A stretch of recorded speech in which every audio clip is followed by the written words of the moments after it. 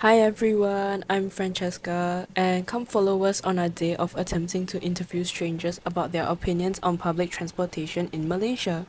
First, Alysha and I reached Pasar Seni station to meet up with Angla, but she was late because of a disruption of the Angpang line, so she ended up taking a Grab. In our first attempt, we came across a lady and tried our luck. But sadly, she was in a rush as she had to go back to work, so we only managed to ask three questions and get a general idea on her opinion. Not long after, though, we came across two kind, beautiful university students who were generous enough to spare us some time for an interview, making them our first successful interview attempt. Yay! We had a list of questions prepared by our beautiful, generous, and lovable member Alysha. The questions were written up to gain a general idea on how their experience is with the public transport here, what their personal opinion is on the current system, as well as a personal horrible experience they had. What do you think is your opinion on the public transport in Malaysia? Terrible. Terrible. Yeah. Why do you think it's so terrible? Every day there's some issue, like the train is going to get stuck. Do you guys have any experience with yourself? Public transport? Or like you want to go somewhere? So basically, I almost lost my life, okay? I was leaning on the door like this, right? And then suddenly the door opens while the train was moving outside. Yeah, so Oh my god. yeah. It just suddenly Oh my god, girl. Yeah, I was like, what the heck is this? So yeah. Okay. Yeah, that, When was this?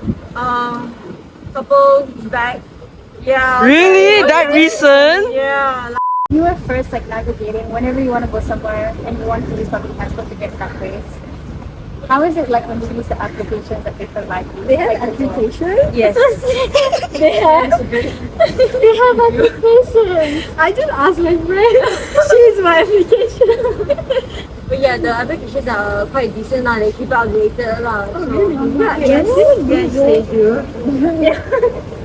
Yeah, they keep it quite updated lah. So that's a good thing lah. Girls were the first and last people we managed to get at Pasasani. After that, followed numerous failed attempts at trying to interview more people.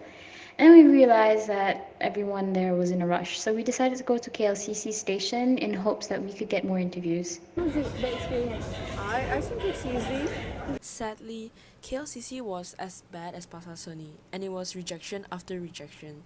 So, we decided to interview a kind lady from Russia and her opinion on the public transport here as compared to the public transport in her country. One thing, one point. In Moscow, in our subway and any transport, you pay one price for. Oh, No matter how ah. After a whole day of trying to interview more people, we went to Central Market to try one last time, and not surprisingly, it was empty, since it was a weekday and there was no event going on. We did pass by some beam scooters, which was supposed to be the alternative to walking or driving, but as you can see with all these cars and no designated path for scooters, I don't think anyone would want to risk it. We then called it a day and just interviewed the people we knew. Overall, that day was not entirely useless. Despite everything that happened, we not only experienced and witnessed the issues of our public transportation firsthand, but we also realized how many citizens rely on the system available to work and make things easier on them, especially when they need it to, since everyone we came across was evidently in a rush.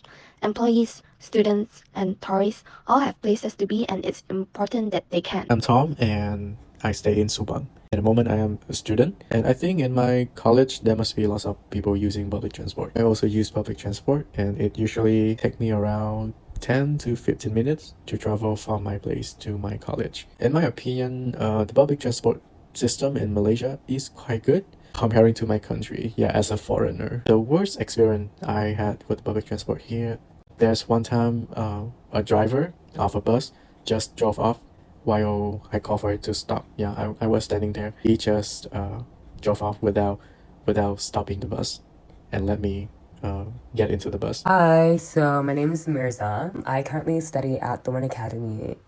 So if I were to answer how many people work in my workplace or uni use public transport, I'd say maybe roughly 50 to 60% probably.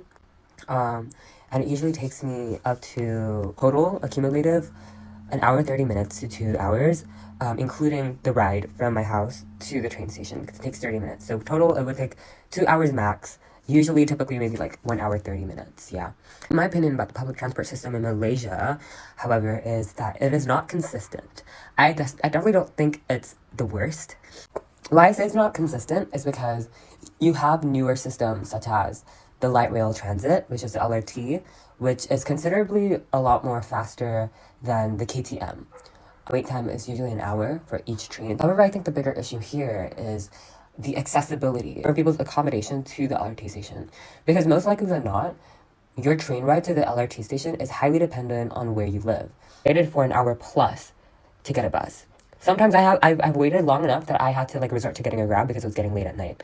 My opinion about public transportation, specifically, the speed at which the train travels differs from the time of the day. It usually becomes at rush hour or peak hour, which is 6 p.m., 5 to 6 p.m. I think, or 7, and 12 p.m. It is super fast. It cuts down my travel time from 1 hour or 1 hour to 45 minutes or 30 minutes even sometimes. Maybe they can have a system of it being really quick at every single hour of the day, or they can minimize it so that it could be more than just rush hour. People sometimes go to work or go to school at times that aren't rush hour, and they still need to catch classes and catch trains and public transport. So I do think they can improve it by just making the overall system faster as is. Worst, I would say, yeah, definitely when I came home at night, I arrived at the train station around 9 p.m. The last bus leaves at 10 p.m. or 11, I'm not really sure. But I was definitely under schedule, but the bus just never came. So I had to spend around 15 ringgit Grab just to get home, just to go home from the train station. That was definitely the worst one, because being alone at the train station at night is not a fun feeling. Plus, when you don't have money as is, it's already scary. How am I supposed to get home? I can't walk home. Sabrina Lu here. I normally travel from my Taman for my grocery, either in Lotus or Eon. And normally I travel to wherever I'm nearby here. If not, sometimes I go a bit further. Then I will take the Rapid KL bus to Mid Valley. Or LRT, depends where I'm going. Last week I go down to Ampang to collect something, so I will take Taman bus and then to LRT.